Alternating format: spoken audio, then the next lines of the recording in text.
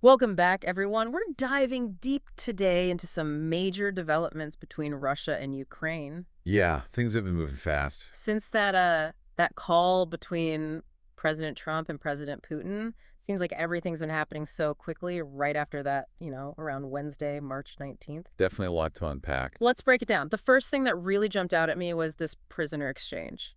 Huge, right? 175 prisoners swapped by both sides. It's being called one of the largest swaps by Zelensky himself. Wow. And you also have Russia releasing 22 really badly wounded Ukrainian soldiers as like a goodwill gesture, they called it.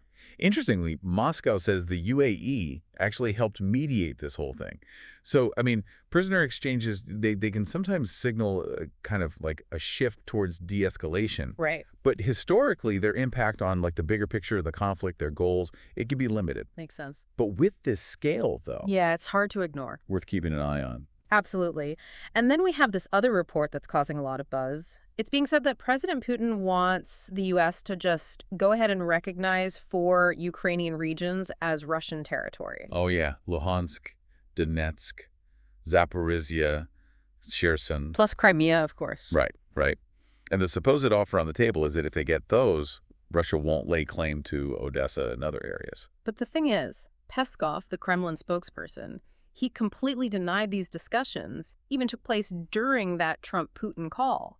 So I'm curious, why would this territorial thing even come up publicly if it wasn't actually discussed? Well, even these unconfirmed reports, they can serve a few different purposes, right? Like what? Maybe it's a way to kind of test the waters for potential concessions down the line Oh, interesting. or signal their long-term goals, both to, their own people and the international community. I see.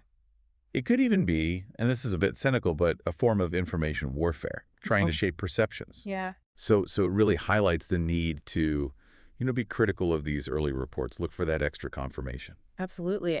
And this is where things take a really interesting turn. Russia's defense ministry comes out and says they shot down 7 of their own UAVs because Putin ordered them to halt strikes on Ukraine's energy infrastructure. And they're saying this order came right after his chat with Trump.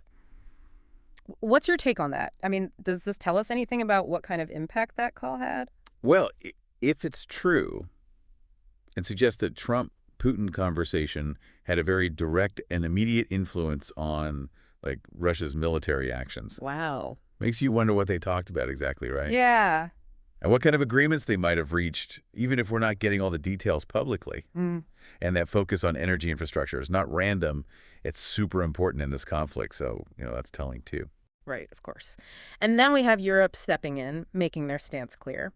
German Chancellor Scholz said that Europe's going to stick with those support for Ukraine, make sure they're in a strong position to negotiate a lasting ceasefire. Yeah.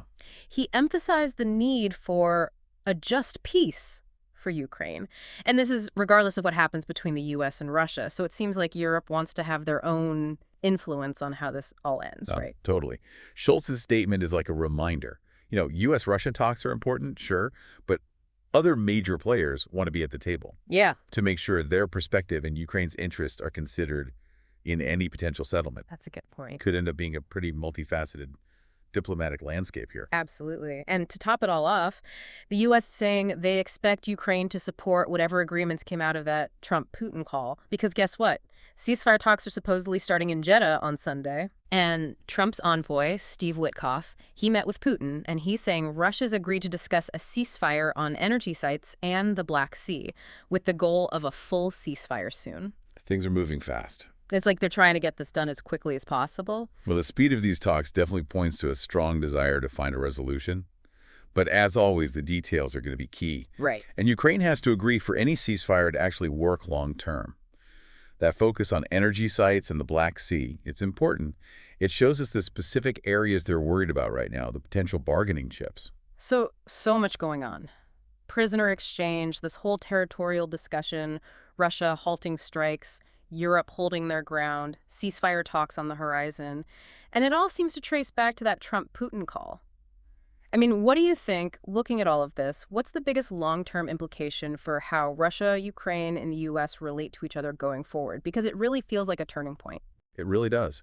And I don't think we can ignore the potential impact on global power dynamics either. This situation, it's a huge test for the international order. And the outcome, well, it could reshape alliances and rivalries for years to come. A lot to think about. Thanks for joining us for this deep dive. Until next time, stay informed and stay curious.